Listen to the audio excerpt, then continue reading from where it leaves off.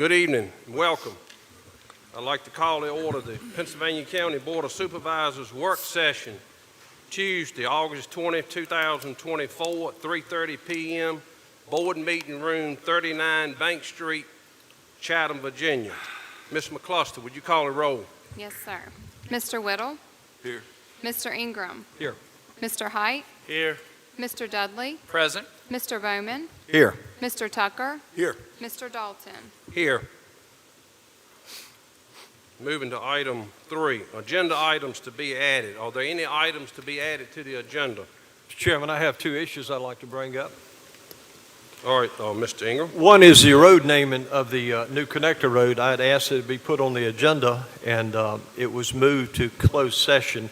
And in the spirit of total transparency, I'd like to put it on the business meeting agenda. I've got some letters of recommendation, I've got some photographs, and some other important issues that I'd like to share, not only with the board, but the general public. All right, I got a motion by Mr. Ingram. Is there a Mr. second? Ingram? Mr. Ingram? Mr. Ingram. Can I clarify, that's going to go on tonight's business meeting agenda or on the work session Well, agenda? I asked for it to be on the business meeting. It was put under closed session for the work session, under the closed meeting. I'm asking that it be removed from closed to go on the business meeting. Okay. So if you will make that in a motion to remove that from closed session. Yes, that is my motion. Yes, ma'am. Thank you.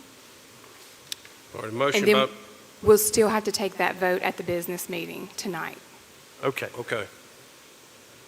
We don't need that's just your recommendation? It We'll is, vote yes, on- sir. Okay. Yeah. All right. All right, moving to item 4. Mr. Dalton? Yes. Let's take a vote on that. Oh, to add, okay, I'm sorry. Yeah, All right. he made the motion to remove that from closed session. Okay. All right, I got a motion, and I entertain a second. Second. Second by Mr. Whittle. Any further discussion? Yes, sir, Mr. Chairman. Yes, sir. Is there, this is the first I've heard of it.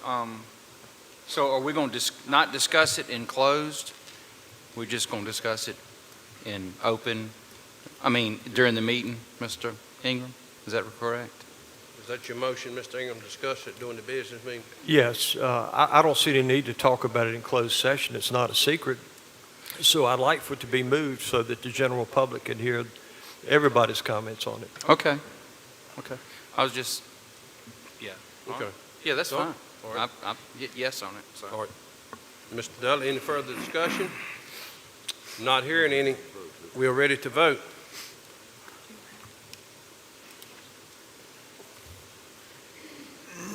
All right, Mr. Whittle, can I get your vote? Thank you.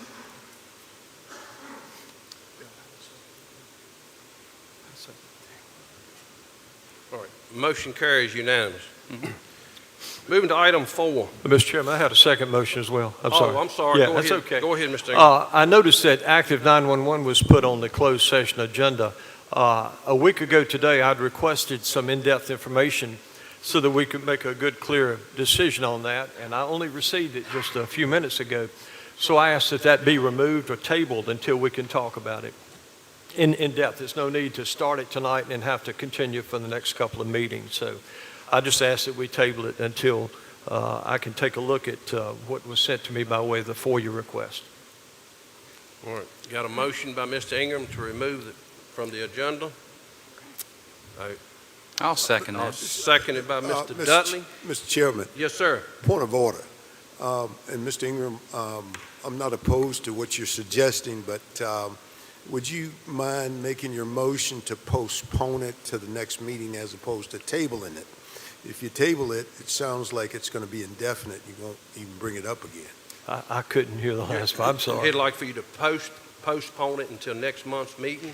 Yeah. If you table it, it may be never brought back up. That's a good point. Yeah. Yeah, so I make the motion that we postpone it until the next meeting unless we get something worked out between now and then. Yes, sir. Okay. And Mr. Ingram, that would take it out of closed session too, right? Yes. Is that correct? Yes, Oh, it would. absolutely, yeah. Absolutely. We got two things out of closed. We Yes, might sir. get out of here at 7:30. Yeah, we got enough to talk about. You like it already? Yes, don't you? sir. All right. We got a motion by Mr. Ingram, second by Mr. Dudley. Any further discussion? So, Mr. Chairman, I've got one question. Yes, So, sir, Mr. Bowman. Mr. Ingram mentioned a FOIA. What is that in relation to this 911? Is that, who submitted the FOIA for that? It's in regards to active 911, not 911, active 911. And it was a FOIA request that I sent in to the county attorney. And I did it last Tuesday. I got my answers back today. Okay. So we're putting it off till next month? Yes, sir. We are. Okay. Yes, sir. Okay, Any- I'm good, Mr. You good, Chairman. Mr. Bowman? Yes, Any I think further so. discussion? Not hearing any, we ready to vote? Ms. McCluster, I don't have a screen. You Good. see it now? Okay. Oh.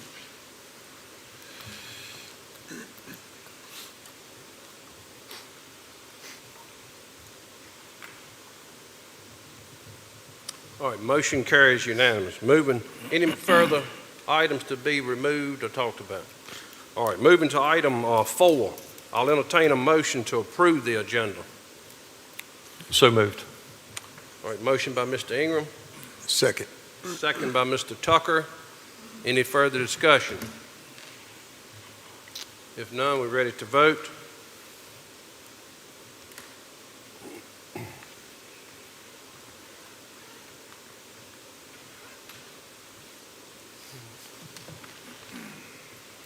Motion carries unanimous. For the citizens' convenience, all work sessions and committee meetings are now being recorded and can be viewed on the county's Facebook in the same YouTube location as the Board of Supervisors business meetings. Please remember that the board's work session is designed for internal board and county staff communications, discussion, and work. It is not a question and answering session with the audience. Accordingly, during the work session, no questions or comments from the audience will be entertained respectfully. Any outburst or disorderly conduct from the audience will not be tolerated and may be results of the offending person removal from the work session. As a reminder, all county citizens and other appropriate parties as designated by the board's bylaws are permitted to make comments on the hearing of the citizens sections of tonight's business meeting. Moving to item 5, presentation A. We have our county broadband update by Mr. Taylor. Welcome, sir. Afternoon, gentlemen. I've got an update for you on where we stand with the fiber to the home build inside the county.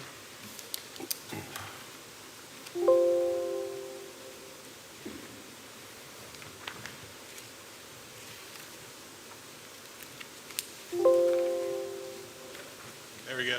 All right. So just a quick recap. Again, we're passing just over 16,499 locations.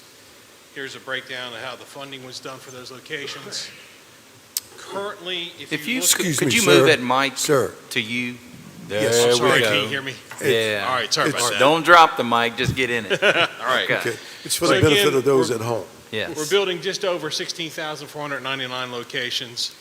We currently have service available to just under 4,800 of those locations, and we have 482 in pre-order status, which means they'll be getting cut over very shortly. We're estimating those locations probably to become active before the end of this month. Just to give you an update, so as of 8/14, we had 760 customers installed on the service. We had 148 locations more than we were reporting back in June. We currently have 309 orders that are in process. Since the last update, we had back then in June 3,790. Again, we've added another 1,008 locations for a total of 4,798 locations in the county that now have access to fiber. With the 1,069 locations that we have installed or available or waiting on service, we're currently sitting at a take ratio of about 22%, which is 50% higher than what I reported back in June. In June, I reported 14%. So as we it's, I tell two friends and so on and so forth. So as we get further and further into the county and more people adopt it, we're getting a lot of friends and family recommendations from people to sign up for the service as well.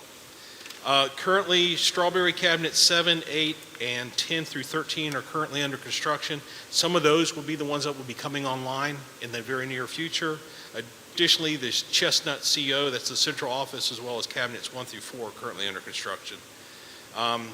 As I said before, we have 453 locations that are in pre-order. That means once construction is finished, in some of these areas the construction is finished, but we're doing the testing. So once the testing is finished, we'll be turning those customers over so that they can start getting installed as well. Since the last reporting, the marketing department has held a downtown Chatham event. We held a very successful Java Fire Department event. It was the hottest day of the year, I believe, spending most of the day out there. But I can tell you, we lost track of the number of people that were there. They were there before I showed up, and they were there well after we were supposedly going to close. I know that we generated quite a few signups from that event. We also have had another round of signups at the community center, and we also did a back-to-school event at the Union Hall Elementary School. Again, it's hard to show for some reason on this screen, but on the other screens you can see where we're standing right now with the project. We continue to feel like we'll have this project completed well before the end of 2025. We have, again, completed construction to the Strawberry Cabinet 7 and 9. We have begun splicing and testing Strawberries 4 and 5. Staking has started in the Brightsville CO area, and Chestnut construction has begun for the CO in Cabinets 1 through 4. For Mr. Ingram's benefit, we are starting construction and staking next quarter in the Brosville area. Just want to make sure you saw that. Thank you, Mr. Taylor. No problem. Again, as we complete the splicing and the testing, mainly, that's when we start turning up the locations. So we're doing splicing and testing right now on the Strawberry Cabinets 4 and 5, and those should be coming online hopefully by the end of this month. If you have any questions, please let me know. Again, people can visit the myriverstreet.net webpage. They can scroll down to Fiber is the Future, select Pennsylvania County. They can search our webpage there or the map there, either by putting in their address or by finding their location on the dot. They can pre-register. If they're in the pre-register mode, they can let us know they're interested. Or if they're or they actually have service available, they can go on and sign up for service at that time. All right. Any questions for Mr. Taylor? Mr. Chairman, I'd just like to thank you. Yes, sir. Mr. Whittle and I just happened to be out on Dry Fork Road and Pleasant Gap this past week. We stopped and talked to some of the workers out there. They were very good to kind of explain things to us about the progress and what they were doing. So appreciate that. Doing some good work. Thank you. I appreciate that. And as you all know, we have multiple contractors with multiple crews across the county. So if you ever run into one and you have any issues, please let us know. But so far, they've been very professional, very helpful. A lot of citizens stop and get information from them. Again, just to let the citizens know, the orange pipe is not the fiber. That's right. the interduct. Mm-hmm. The black cable is the fiber, but once it goes in the ground, it still takes us a while because we got to put it in the pedestals, we got to test it, and then we got to light it. So, yes, sir. Very good. Mr. Chairman. Yes, sir.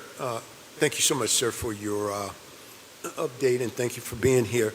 I've received a few calls complaining about, people's property, but I think in terms of, the install, they don't leave it as they found it. But I want to compliment you and your team on quick response. Each time I've reached out, it seems to be they go out and address it almost immediately. Exactly. If you pass that information on to Mr. Budd or Mr. Arnold, they will reach out. They have direct lines to our in-house engineers and those overlooking the deployment. And a lot of times they can actually get things turned around that same day. So anytime you have a complaint for citizens, please move it up to the county staff. They have direct contacts, again, to our lead engineer as well as our lead project manager. Thank you, Mr. Taylor. Any further questions? Thank you, Mr. Taylor, for that update. Appreciate it. And Thank you, gentlemen. can we expect another one in about 60 days? Sure enough. All right. Sure enough. Thank you, sir. Appreciate you. All right, we're moving to item 5B. We got our PD CS performance contract. Ms. Vanderhyde. Yes, I'm just here momentarily to introduce to you Jim Bebo. He's been here many times. Yes. And he's here to talk about the 24-25 performance contract for DPCS for Community Services Board. Welcome, Mr. Bebo. How you doing, sir? I'm great. Thank you very much for having me today.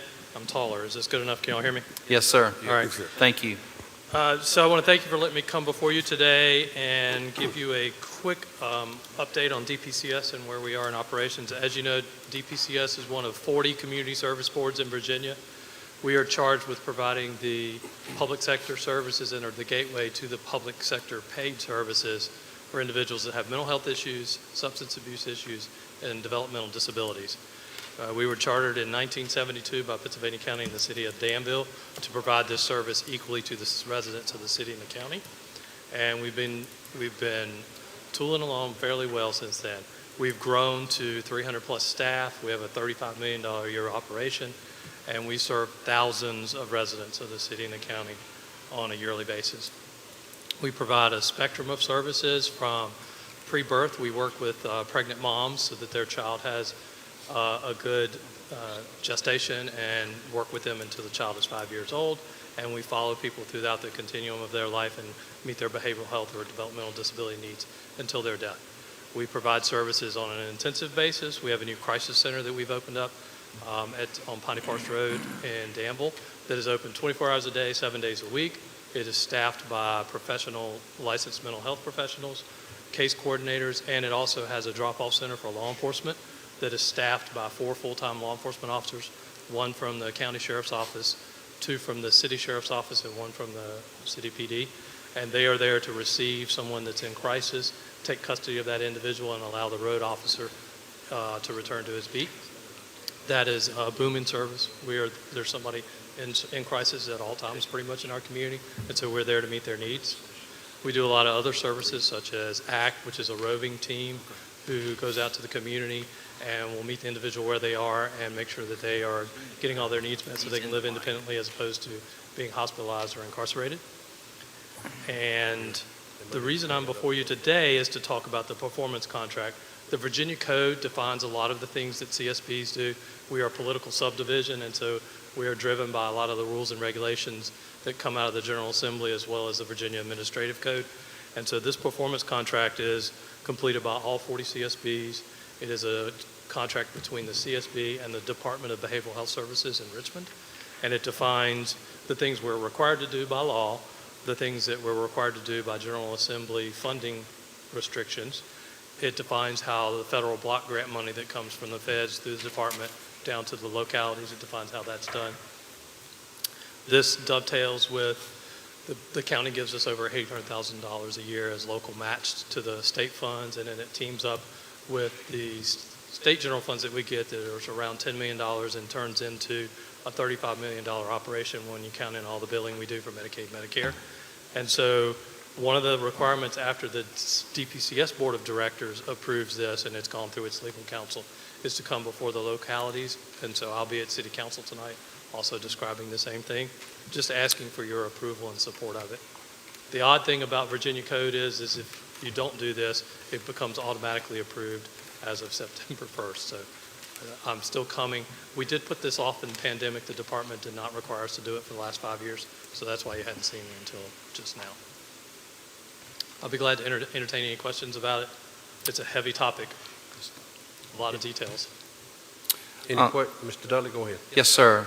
Thank you for coming. Absolutely. Appreciate you being here, Mr. I got a text from someone. Says, I'm watching on Facebook, the speakers are using several abbreviations. Could you clarify your abbreviations for the edification of the public? Absolutely. Did they say which one?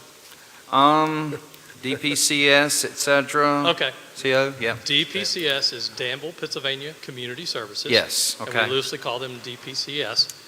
In Virginia, every square mile of Virginia is covered by a CSB, which is a Community Services Board, and that's the term that came out of the Virginia Code. And sometimes they're a department of local government, like a police department or a fire department. Sometimes they're multi-jurisdictional agencies. Danville, Pennsylvania Community Services is a multi-jurisdictional agency. Okay. And I said the department, that it stands for the Department of Behavioral Health and Developmental Services. That's a secretariat-level office in the governor's cabinet. I think that was all of them, but that's a good catch. Yeah, Thank yes, you. sir. We are known for our acronyms, worse than the military. Yes, sir. Yes, And we sir. apologize for that. We know up here what that means, but there's some in the public Absolutely. that abbreviation, so thank you so much. Absolutely. Thank you, Mr. Chairman. Thank you, Mr. Dudley. Any further questions for Mr. Bebo? I think we're good. Excellent. Thank you, sir. Thank you. Thank you for coming. Oh, Rich. All right, moving to item 6A, we got the mass zoning ordinance revision. Ms. Ragsdale.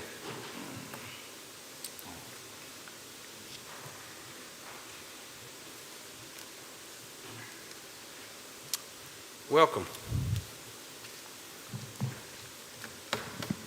Good evening. I have some handouts that I'm going to pass around from the Okay. Berkeley group. Good.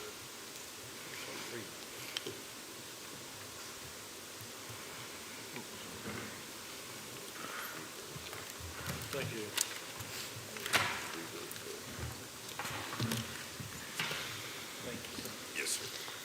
So when I came before you all, I believe it was June or July? June? We had discussed a few friction points that you all had instructed the Berkeley group to go back and do some additional research on.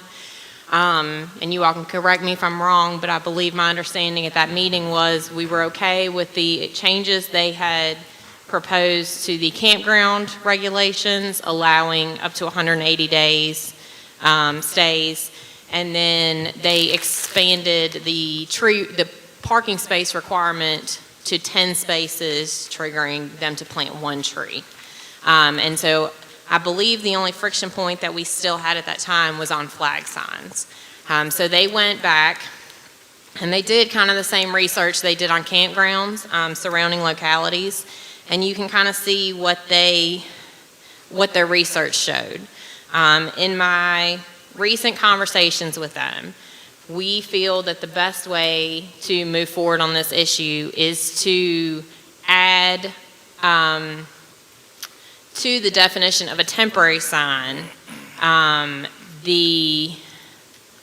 think they're called feather flags. They are the flags that you see on the side of the road that say now open, and you go down the road and they stick, 9 million of them right on the side of the road. So if we add that to the definition of temporary signs, which I can read to you all, it says a sign designed or intended based on materials and structural components to be displayed for a specified or limited period of time, regardless of type or style of sign.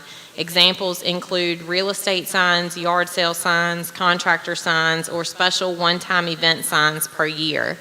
We feel that if we add feather flags to that list of sign examples, that at that point we're regulating flags well enough that we can remove the regulations or the size restrictions for flags in general.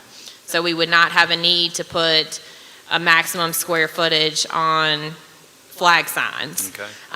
However, we would still have setback requirements for flagpoles, and that would be based on setback requirements within the various zoning districts for commercial and industrial, and then height, and it would just be regulated by the maximum height allowed in that district.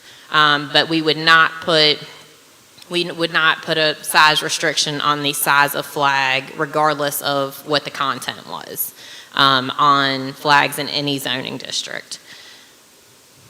So I would like to get some feedback from you all on, if you think that adequately regulates it, if you're comfortable with that, and that way we can instruct the Berkeley group on how to move forward to make amendments to the proposed draft. Any comments, questions? Mr. Bowman? So, Ms. Ragsdale, that definition you read, is that on It's here? not in there. All It's right, not so- in there. okay. That's been recent conversations. All right. So it did not make it into that packet. They are proposing some changes just to clarify the definitions of sign banner and sign flag, and that is in those. But the amendment to the temporary sign definition is not in there. We would just, it's the definition I read, we would just add that feather flag to the examples of flag types or sign types that fall under the temporary flag definition. All right, so bear with me and read that again, since I don't have it in front of me, okay? Okay? And I can pass this around if you all would like to read it to yourself, but I'm more than happy to read it to you. It says, "A sign designated or intended based on materials and structural components to be displayed for a specified or limited period of time, regardless of type or style of sign. Examples include real estate signs, yard sale signs, contractor signs, or special one-time event signs per year."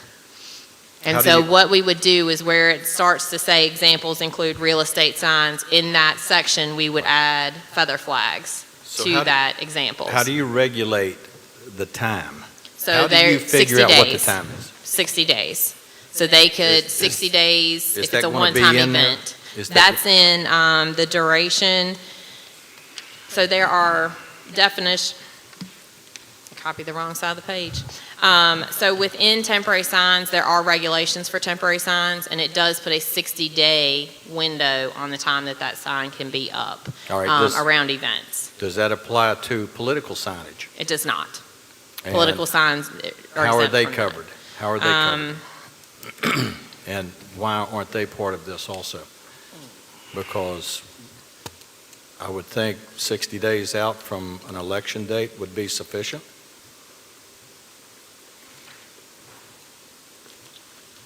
I don't mean to, but since I don't have that in front of me, I can't refer to it, so.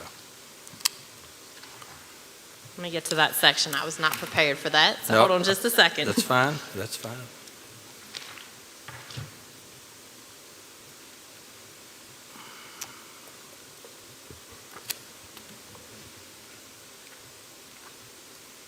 That's okay, you can send, I'll have to look, Just and send I'll us- have to get that to you, but I can Yeah, yeah. send it out in the Send us a- Friday update. yeah, just a, But those, I mean, they do have durations that they can be up. Political signs do.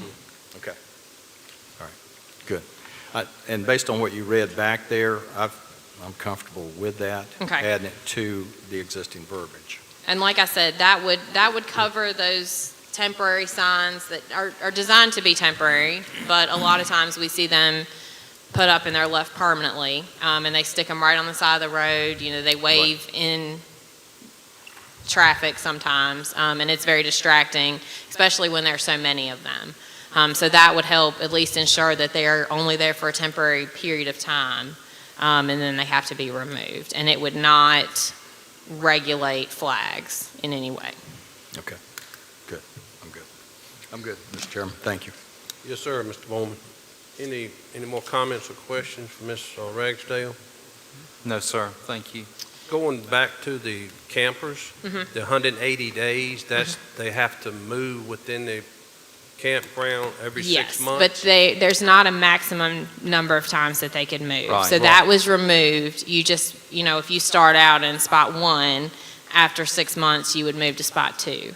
Right. And you could stay in spot 2 for another 6 months, and then you would need to move, to spot 3 or back to spot 1. Okay. You just You just have could to not stay rotate in the every same spot. 6 months. Correct. Okay. And that's all the change we put on that? Yes. Okay.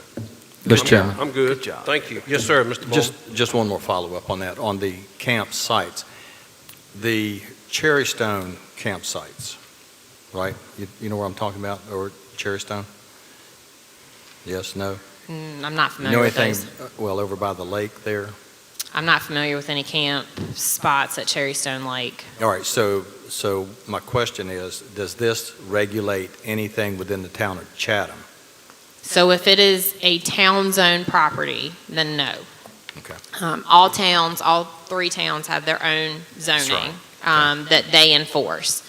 Zoning, the county zoning ordinance does not extend into the town, and the town zoning ordinances do not extend into the county. But if it is a county, if it is not within the town limits, then this would apply to them. Okay, good. That's what I wanted. Thank you. All right, thank you, Mr. Bowman. Mr. Ingram? Mr. Ragsdale, thank you. For the sake of asking, what is any additional rationale by making somebody move every 6 months? So let's say they come in for any kind of construction project, and they get squared away, they get a nice spot, and their job is delayed or whatever, and it goes on and on and on. What's the rationale by making them move every 6 months?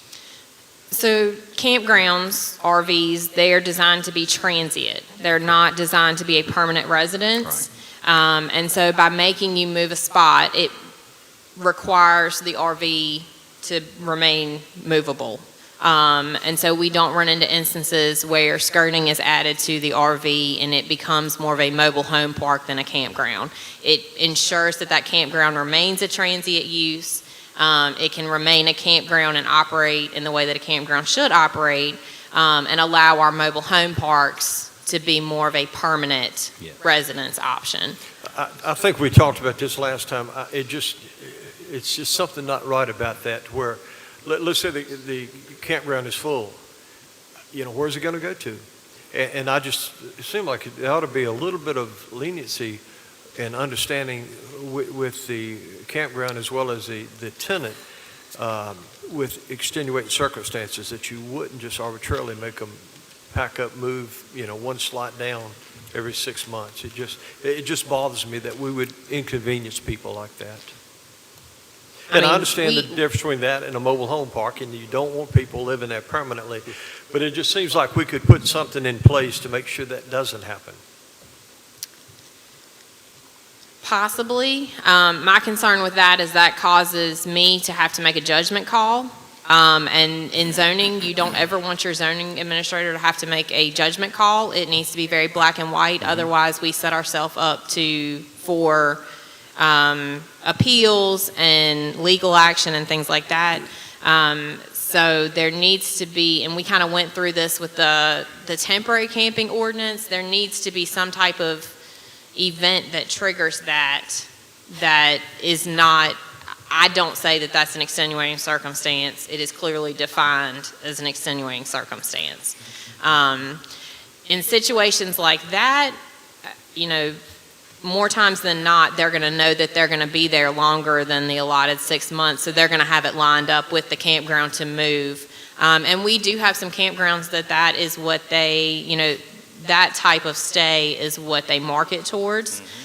So they will know, we need to make sure that we have spots available for these people to move to because their 6 months are available or ending. And they're going to need another spot. So I really hope that won't happen, but I can't ensure it. But that's why if we're going to do something like that, it needs to be something that's very black and white, and staff doesn't have to make a judgment call. The ordinance says in these situations. But you would have to be able to clearly define what those situations were. And you and I talked about this before. Then comes enforcement and lack of staff. So, But I appreciate that. Thank you. Mr. Whittle? Thank you, Mr. Ingram. Mr. Ragsdale, Pull your mic down, Get in Mr. that Whittle. mic, Whittle. the flags that are already flying, it doesn't affect anything. It's That's already correct. in place. Everything's That's- grandfathered in till we hit the gavel on this right here, right? That's correct. So once this is adopted, everything that is in existence as of that date is considered legal nonconforming, so it can operate as is. It cannot be expanded, it cannot be modified, and the use cannot be discontinued for a period of 2 years. If it's discontinued for more than 2 years, then they would lose the right to that use, and that's the way our current ordinance is now. But the flags that are in existence, as long as that flag, it can come down for a month, and you could put another flag back up, and that's okay. So as long as that flag did not come down for a period of more than 2 years, they would have the right to put that flag back up. Again, we're not regulating the size of the flag. So we have completely eliminated regulating square footage of flag signs. The only thing that we would regulate is the setbacks for poles, and then the height restrictions, and that's just based on zoning district height restrictions. Thank you. Thank you, Mr. Whittle. Any further questions or comments for Ms. Ragsdale? No, sir. Thank you. We're good. We're good. Um, Thank you. So Yeah, you just to give you all an update, we were originally looking at taking this to Planning Commission in September. We have now pushed that back a month because in July 1, the state code requirements for advertising were changed. So we have to advertise no more than 21 days. The first advertisement has to go in the newspaper no more than 21 days prior to the first public hearing, and no less than, the second one has to be no less than 7 days prior to that public hearing. The way the Star Tribune runs their ads, if we were to keep on our normal advertising schedule, it would have been 6 days prior to the Planning Commission hearing. So in order to meet those requirements, we've moved all of our advertising days up. And so we did not want, it would have had to run in the paper before we were able to come back to you all to discuss these proposed changes. We did not want that to be the case, so we will advertise in September, and it will go to the October Planning Commission meeting, which means it will come before you all in November if that is still the timeline that you all would like to stay on. I'm good. I'm good with it. Okay. Gentlemen, y'all good with that timeline? Yes, sir. Yes, sir. I'm good. We good. Thank you. All right, thank you. All right, we move into item 6B. We have a FY 2024 county budget amendments. Ms. Vanderhyde, welcome again. Yes. You should have been given a summary of what we're going to talk about. This is just what's going to be up on the screens, but it may be a little easier to read if you have it before you. So I wanted to start off by going through the budget amendments that are being proposed tonight, and especially for those new board members where this is your first year end. We do this every single year. There are items that have not been previously appropriated to our budget, and this is a requirement of our auditors that no department be in the red bottom line.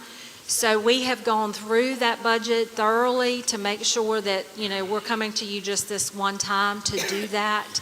So we advertised in the Star Tribune for 2 weeks following the new schedule of advertising rules. And so the ad is the first slide that we have here, and it's really little on the screen. But I sent that in your Friday update along with all the backup documentation. And so the total that we're asking for tonight, it's a total of $6,414,169.42 is the total that we would be appropriating to your year-end budget. Most of that money is school money that has happened during the year that has to be added back. But I want to make sure that I stop here to see if you have any questions on what was sent to you or any problems with those things. Like I said, these are just adjustments that are needed, and really there's nothing that can be done other than this is the way that it is, because we're just settling the dust on year end so we can move on to 25. So once we get this squared away, then in September you all will have another public hearing, and that will hear the public's comments on what we would like to carry over from the FY24 budget, along with new amendments that I have received recently from the school board of additional revenues that they're receiving from the state.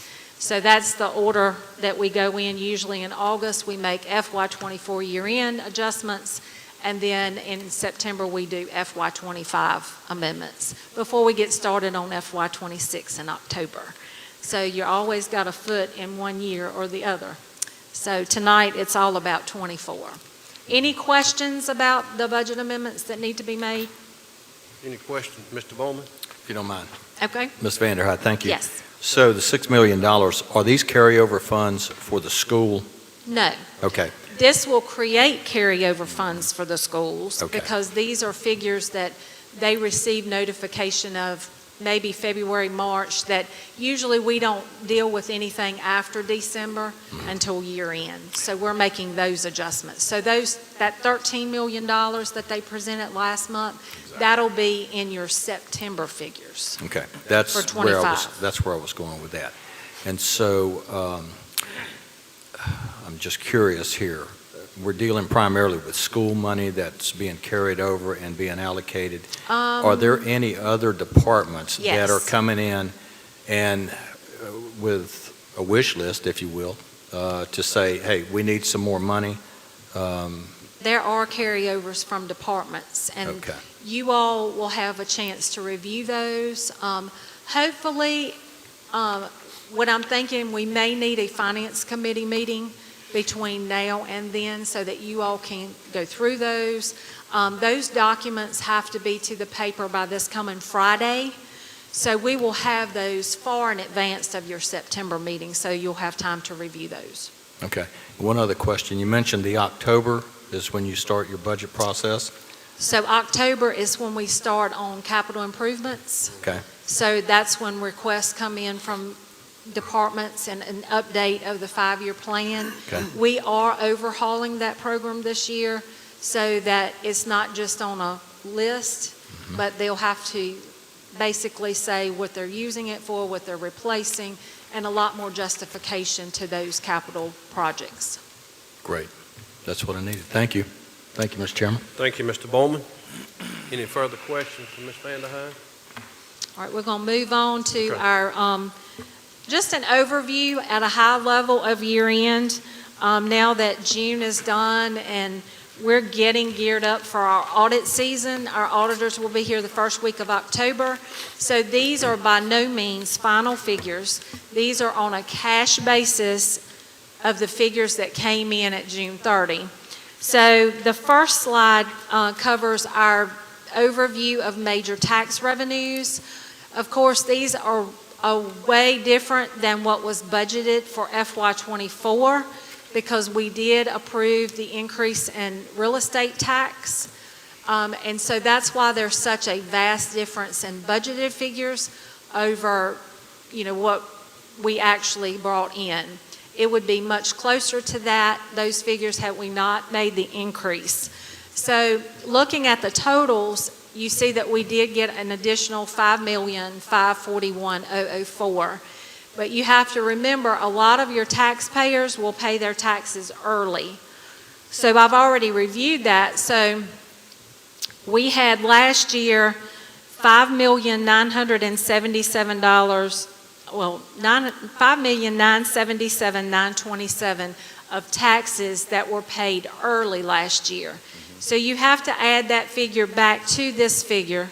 Then you have to remove what people pay this year. I know it sounds complicated, but that figure was $7,066,644. So your additional revenue really, if you look at the end of the day, is about $4.4 million, not that $5. Usually it's tit for tat, but the difference in the increase is due to that increase in tax rate. So we ended very well, but it's kind of smoke and mirrors in a sense because those revenues that come in, especially in June, are for your next year. So this is just a picture in time. The next slide, you all are always interested in your unassigned fund balance. So I'm giving you pre-audit figures, and I'm going to compare those to our audit figures. Typically, our unassigned fund balance pre-audit will vary $1 million one way or the other. It just depends on your accruals because our audit is on an accrual basis, and this is strictly on cash basis. So just to put it a little bit in perspective, if we look at last year, our pre-audit figure was $36,229,643.74, and if you'll flip over to your next page, our year-end unassigned audited figure was $36,292,488. So we were almost on the money of being the same thing, but that's not always the case. So this year, our pre-audit figure is $42,698,407.75. So now, between now and October, we're working to get that figure to what the audited figure is. So that's just where we stand right now, and of course, that's because of those revenues that came in June. Mr. Chairman, Yes, sir, Mr. real Bowman. quick, can you Yes. explain the green line on the chart there? Oh, yes. Let me go back to that. So your green line is your unassigned fund balance required. So that's your required amount that you have to have at all times. And usually the picture of that, and I do have a slide on that of how we've determined that. In the past, it's been the average of the last 3 years of general fund expenditures. It's 20% of that figure that you have to keep on hand. We did change that earlier this year to say 20% of the prior year, prior most audited year. So that figure now is 16.5 million is what you need to have on hand. And then just a comparison of our major fund expenditures. So our general fund expenditures totaled 88.8 million roughly at the end of 6/30/24, as compared to last year at $81.2 million. Then our water and sewer fund expenditures were $4 million last year compared to $4.8 million in the year before. So that's come down some, and I'll tell you why. We were constructing the Horseshoe Road project, and that's complete now. So some of those major projects will affect that. So that's why those expenditures are down. The reason for your amount that's so much more this year than last year in general fund is due to the carryover funds from schools last year. That was $9.5 million more that we had to spend out, and those transfers are shown as expenditures to the general fund. Yes. So another question. On the water and sewer fund, Yes. are there any other water and sewer fund projects in the pipeline right now? Yes. Okay. A lot. There's an EDA grant that we got for $3 million, and it covers a wide variety of booster pump stations that we're upgrading, some other items. It's a long list of things. We put $600,000 in and got $2.4 million to do projects. Are these are these only upgrades, or is there any new infrastructure going in? The only water line that I know that we're working on putting in is at the Robin Court site. Anything else? Sure. Okay. I know we talked about Robbins Court. We talked about Robbins Court. Yes. Yeah, there's the Robin Court project, but that's going to be grant funded as well from the VDH. But we have a master plan that we put together 2 years ago, so we're going to be starting to pursue some of the projects on that master plan as well. I haven't brought those to you yet, but that will be forthcoming.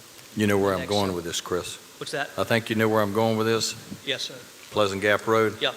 Okay.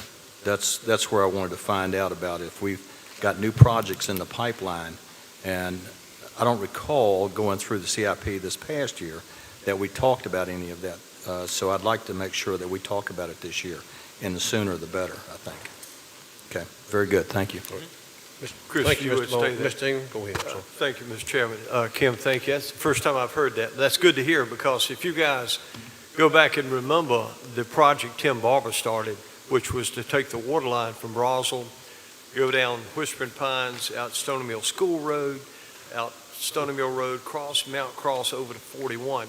And that would connect not only 3 schools, but Lord knows how many individual houses. So I'm going to compete with Mr. Bowman on my project versus Pleasant Gap, because that was in the works way before Robbins Court, as a matter of fact. And I think Robbins Court beat that one out because of the specific need, and I was okay with that. But I adamantly want to have us readdress that major pipe water line that we had talked about. Like I said, I got to emphasize, we have 3 schools on that system, or will be. Mr. Chairman. Yeah, just to give you some background on that, neither one of those projects in its entirety, Pleasant Gap or the entirety of what you're talking about, were included in that master plan, but a portion of it was, which is a connection between our 29 North system and our Mount Herman system, which is a piece of what that big project that you're discussing was. That is actually the one that I'm wanting to pursue this next go-round. But all of that is open to discussion. But, we spent money on a master plan, and it would be wise if we follow that master plan because it was kind of set up to address needs and system needs and things like that. Well, I supported the Horseshoe Road project, but in reality, when you look at the number of houses and the payback, I think about that sometimes. But the one that I am talking about, I'm very adamant that is a specific long-term need that we do have. And like I said, I can't underemphasize the importance of the schools that would be on that line.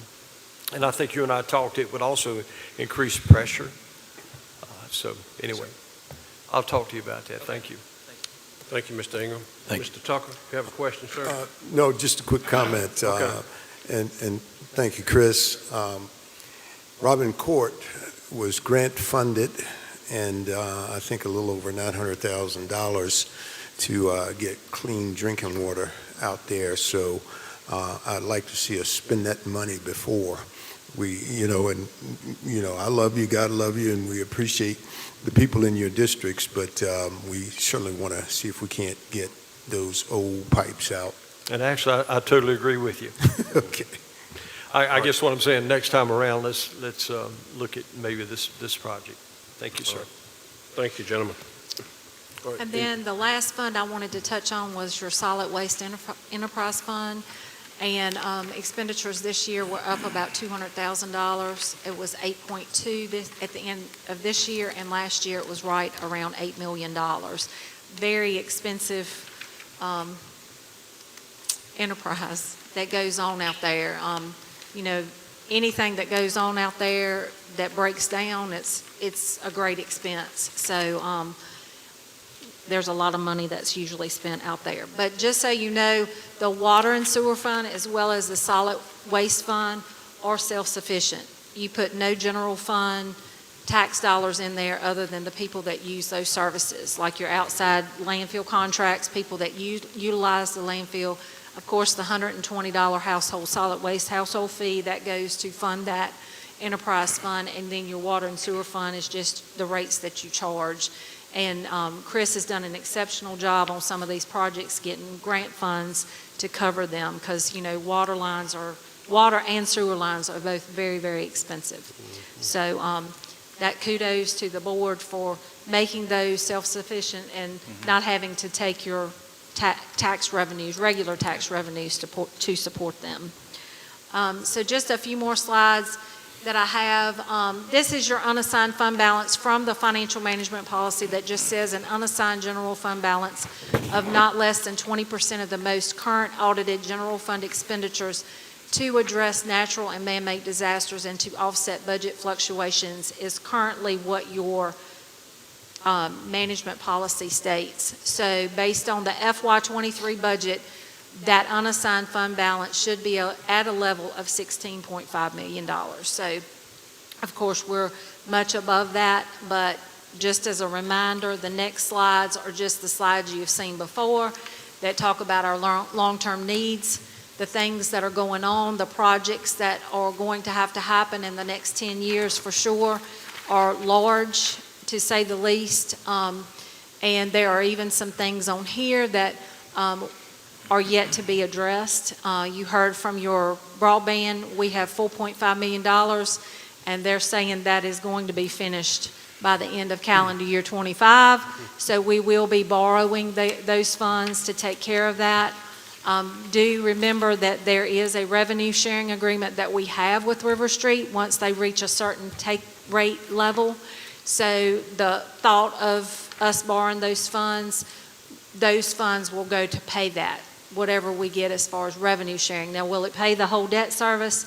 Probably not, but at least it will be something that we're putting out there.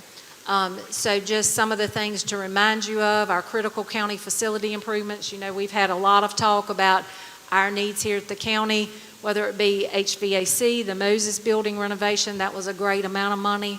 And that's just budgeted right now at $5 million, could see more than that. Then our broadband project is the 4.5. I'm seeing that probably both of those will need to happen at the same time. And it looks like that interest rates are now falling. So by the time I'm looking probably at the middle of next year, maybe early FY26, that we may be borrowing those funds. We're still unsure on the dam project. That's still kind of waving in the air. And our jail project is looming. It's coming close. You know, we should know something at the end of this year as to whether that's going to be funded at 25% by the state.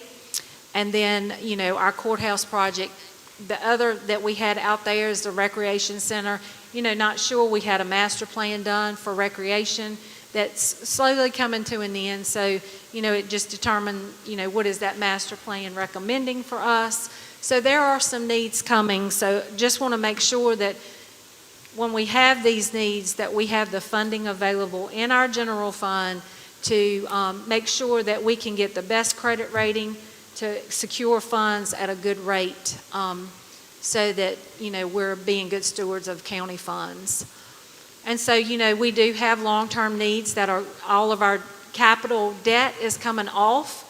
So, you know, as that capital debt comes off and we hadn't borrowed money in quite a few years, of course your needs mount. So just wanted to show you how if we did nothing by FY 2023, our debt would be to zero. Mm-hmm. We did agree this year to make sure that we maintain the level of debt service. And as our debt falls off, if we don't have debt to pay, we're going to put that money in a project fund to pay off some things that maybe we would normally borrow funds for, to save some money and do what's best in the best interest of our county citizens. And then this is what everything looks like as far as debt service, that last slide, once everything comes online. So, you know, it kind of gets real after we add a $100 million courthouse. So we are trying to make some improvements to make sure that that courthouse that we currently have is going to be sufficient for the needs until then. We'll talk some more about some things that are going on as we get into closed session tonight. So with that, I'm going to end my presentation and ask if you all have any questions or concerns, anything that you all would like information on. Mr. Dudley, sir, got a Yes, question? sir. Thank you, Mr. Chairman. Kim, with that unassigned fund, the minimum of 20%, looks like we're around, what, 38, 39%? We're Okay. at a good level. Okay, all right, that's what I wanted to know. Thanks. All right, thank you, Mr. Dudley. Mr. Bowman. Thank you, Mr. Chair. Yes, sir. Ms. Vanderhyde. Yes. On the, excuse me, going back to the overview of major fund expenditures, solid waste fund, the only question I have is, we've got at least one, maybe two contracts that are up for renewal with other counties this coming year, I believe, right? Yes. So who's taking the lead on that to make sure those contracts do not fall through the cracks? And That would be Chris any action and that his we need to take, we're made Must aware have of. had So costs. Chris, can you answer that? Because those are critical revenues that are coming in. Sure. Yes, sir. There's nothing really in the works right now, but as soon as they'll have to be, probably be rebid by the localities, because that's the time frame that's set is based on the state code, how long those contracts can be extended from the localities. So those localities will have to bid them out, and we will certainly be aware and on top of that, because our hauling partners will be on top of it, and they'll be looking for us to give them a price for disposal on that. So yes, sir, we'll be well aware of that. They won't fall through the cracks. You make sure this board stays aware of that? Yes, sir. Because we'd like to make sure that we know what those timelines are? Yes. Okay, Yep. all right, good, And thank you. and those dates can be provided to you as far as, when each one of those falls off. But they'll be up, as soon as they get bid out, I'm sure we'll be in touch by the hauling companies that will be bidding on those contracts. So the contracts are bid on by the hauling companies, and then they come to us for a disposal rate, so that we're kind of a partner with them, but the actual bid will be through the hauling companies. Okay, all right, good. That's what I need to know. Yes, sir. Thank you. Thank you, Mr. And Bowman. Thank you, Mr. Mr. Hancock. Chairman, if you could, I'm sorry. I You got another question? Who's, Mr. Tucker? Mr. Tucker? This one is for, I want to go back to, real quick. I'd like to go back to Mr. Shorter, and if he could put on his treasurer hat. There we go.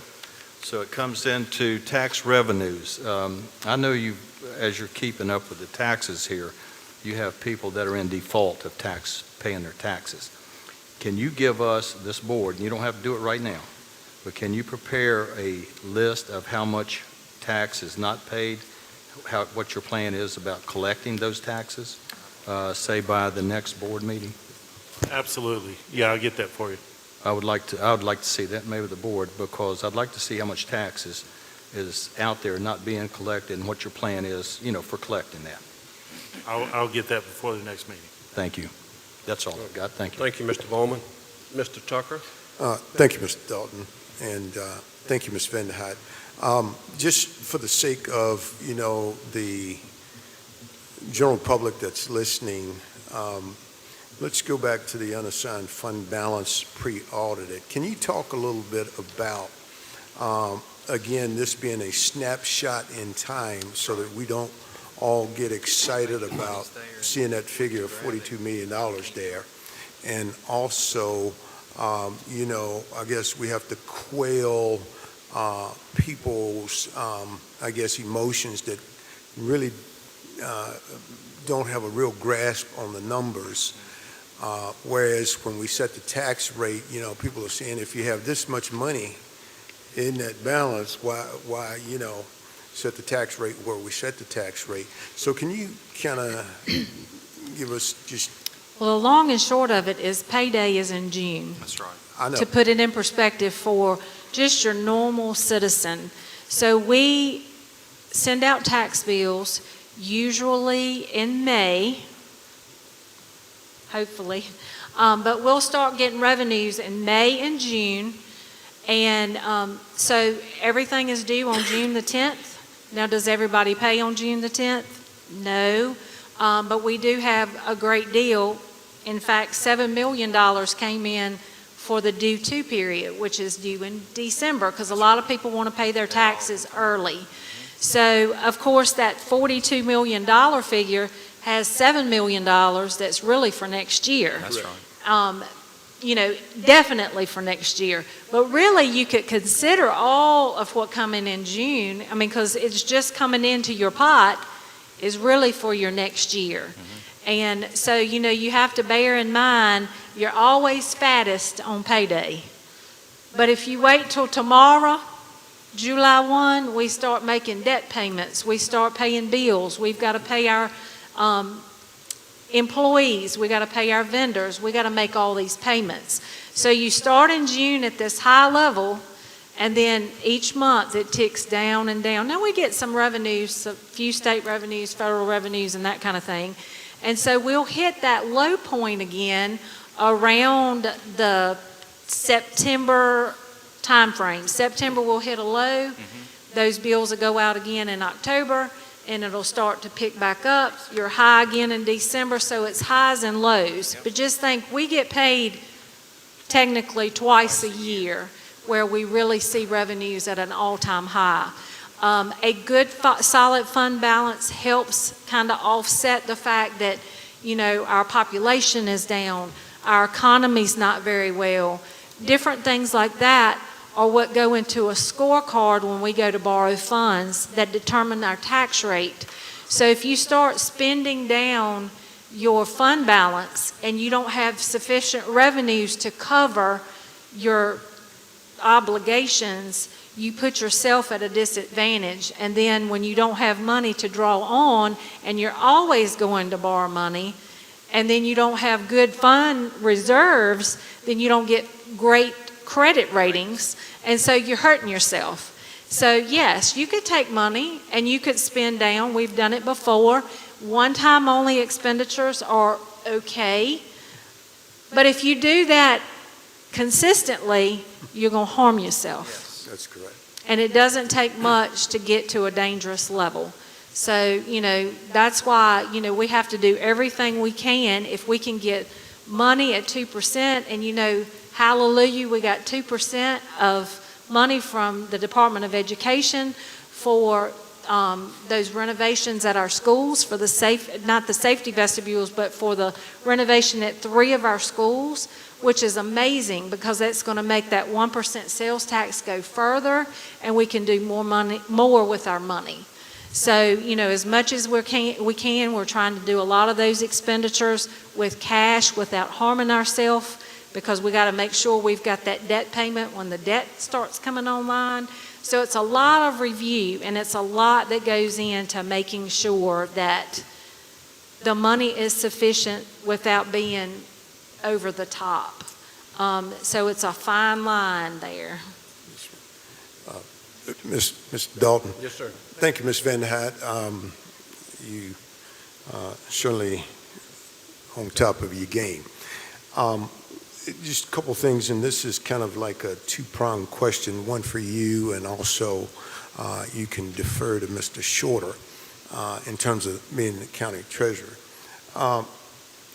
As I understand it, in terms of setting up the budget, 60% of the revenue should come from personal property taxes rather than trying to rely on smoke and mirrors from here, there, and everywhere to balance the budget.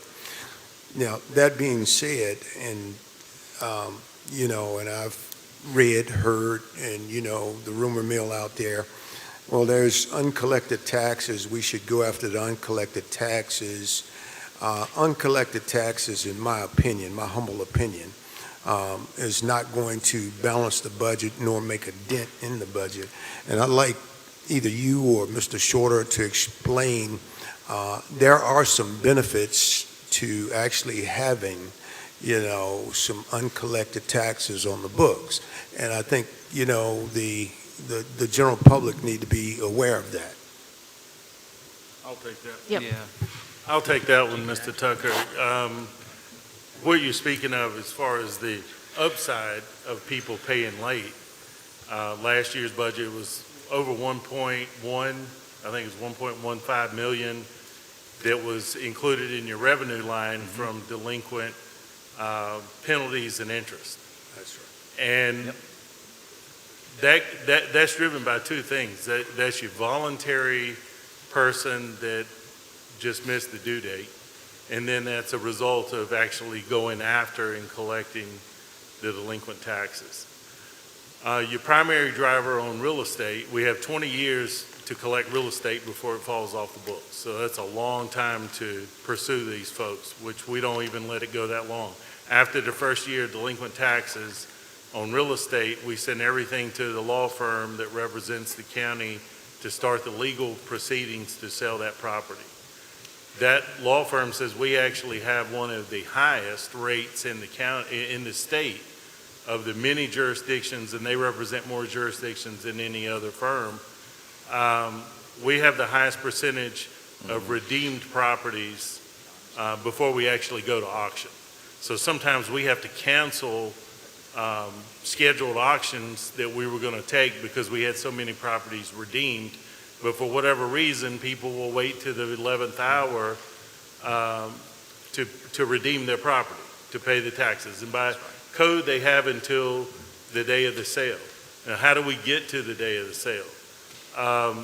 State law requires in Virginia for them to be delinquent for the 3rd year before you can even, there's any teeth in the law of going. So we have to sit back, and if everybody in the county wanted to be delinquent on their real estate taxes, we can't go sell their house because they missed June's payment or this December's payment. They've got to be in their 3rd year of delinquency before we can even, the law firm in Richmond can even start the proceedings. Well, I won't get too deep in the weeds, but I'll be happy to discuss this ad nauseum. It's my will. I love talking about it. But there's 2 types of ways to foreclose on a property: judicial, non-judicial. Most of the properties fall under the judicial system, which means just that. They have to go through the court system. So it's about an 18 to 24-month process. So you're about 5 years out if someone just today stopped paying their taxes before you can sell that property, before it's going to go. And because we have an auction does not mean that it is sold. We have to go ask the circuit court judge for permission to sell the property, and the judge can either grant us that permission to sell the property or not, based on the information we provide. We take it to the auction process. Just because you're the high bidder at the auction, we have to go back before the circuit court judge for a confirmation hearing. We get questioned how many people were in attendance at the auction, how many unique bidders, what the bid was, what the total money owed to the county is versus the highest bid, what's the assessed value of the property. We get peppered with all of those questions. If the circuit court judge decides that it was not enough people interested in the property or it didn't bring enough money, they'll deny the sale and we have to do it again. I've sold the same property one time 3 times before it got confirmed. That's completely out of my hands. That's right. But once that property goes 1 year delinquent, it starts that judicial process. And it certainly doesn't take 20 years. We're not going to lose money on delinquent real estate taxes. When they do pay, whether it's either the new purchaser paying us or the owner that wants to keep it paying us, we collect 10% interest for every year that it was, or every day it was delinquent until it's paid, and 10% penalty that first year. So that first year delinquency is 20% bump. That's right. You know, I've had people that are habitually late every year, and I've questioned some of them, like trying to help, you know, what would help you be as a reminder, and it's not a reminder. If we recall back when there was state law that annual taxes were paid on December 5th, that was state code until I think 07 or 08, that the state allowed localities to go to twice a year billing. Prior to that, the state code required December 5th to be the due date for every locality. Well, there was a sizable number of folks, and they still are, that they would blow by the December due date, and as soon as they could file their income tax in January and get their return, they used their income tax return to pay their local real estate and personal property tax. Well, believe it or not, they're still in that cycle. And so they blow by June, they blow by December, so the amounts are piling up on the book. But come spring, they're paying 10% interest on that money per annum and the 10% fee. And that's where you get in your line item every year, $1.1 million in penalties and interest from, I'd say at least half of it is from voluntary actions of people knowing they're late, but they choose to be late. They know they have that 3 to 5 year window before we can really have the teeth of the law to sell the property. On personal property, the teeth of the law is DMV stops, because 90+% of your personal property is registered through DMV, mostly vehicles, boats, trailers, whatever. Well, after the first year of, once they go delinquent and the next year tax bills go out, we send all of those files to DMV. DMV puts a hold on the files, and they can't do anything at DMV until they get that cleared up. Mm-hmm. Well, what's the delay in that? DMV allows you to buy 3-year tags. So if you're a habitual, I'm going to pay my taxes late, you allow those folks know that, and when they get it cleared up one time, we'll buy the 3-year tags knowing they won't have to deal with us for another 3 years. So that's kind of the long and the short of the collection process. And that's why there's a lag or delay and will always be that pipeline. I don't know of a locality or of even the possibility of ever having 0 delinquent taxes on the books. Thank you, Mr. Shorter. Thank you, Mr. Vanderhyde. Thank you, Mr. Dole. Yes, sir. Any further questions? If none, thank you, Mr. Vanderhyde. Moving to item 7. Do we have any discussion on business, Mr. Hunt? No, sir. All right, we're moving to item 8, our closed session. Will you read us into closed session, Mr. Hunt? Yes, sir. We have 3 main groups of closed session tonight. The first one is discussion or consideration of the acquisition of real property for a public purpose or of the disposition of publicly held real property where discussion in an open meeting would adversely affect the bargaining position or negotiating strategy of the public body. Legal Authority, Virginia Code Section 2.23711A3, subject matters, potential real property acquisition for a public purpose, Town of Chatham property and Berry Hill property, purposes, review, discussion regarding the same. The second batch is personnel, discussion, consideration, or interviews of prospective candidates for employment, assignment, appointment, promotion, performance, demotion, salaries, discipline, or resignation of specific public officers, appointees, or employees of any public body. Legal Authority, Virginia Code Section 2.23711A1, subject matter, county administrator search / next steps, purpose, review, discussion of related next steps. And the third batch is legal, Virginia Code Section 2.23711A8, consultation with legal counsel employed or retained by a public body regarding specific matters requiring the provision of legal advice by such counsel, subject matter, ODAC lease, purpose, consultation with legal counsel / legal advice and discussion regarding the same. Thank you, Mr. Hunt. I'll entertain a motion to go into closed session. So moved. Motion by Mr. Height, Second. second by Mr. Bowman. Any further discussion? If none, we're ready to vote.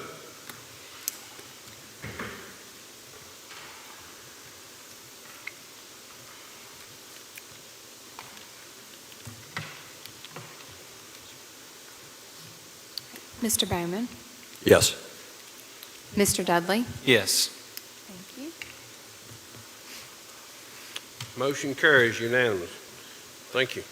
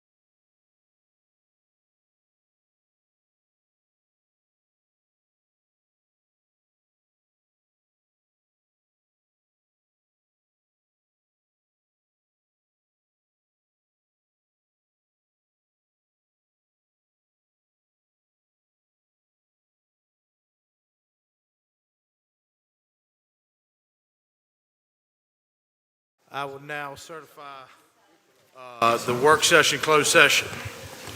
Be it resolved that at the Pennsylvania County Board of Supervisors work session on August 20th, 2024, the board hereby certifies by a recorded vote that to the best of each board member's knowledge, only public business matters lawfully exempted from the open meeting requirements of the Virginia Freedom of Information Act and identified in the motion authorizing the closed meeting were heard, discussed, or considered in the closed meeting.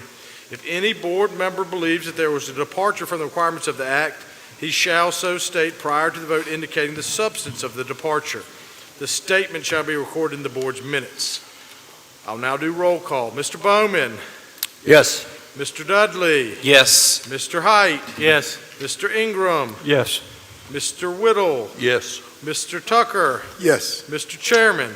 Yes. It's now appropriate to adjourn the work session. Thank you, Mr. Hunt.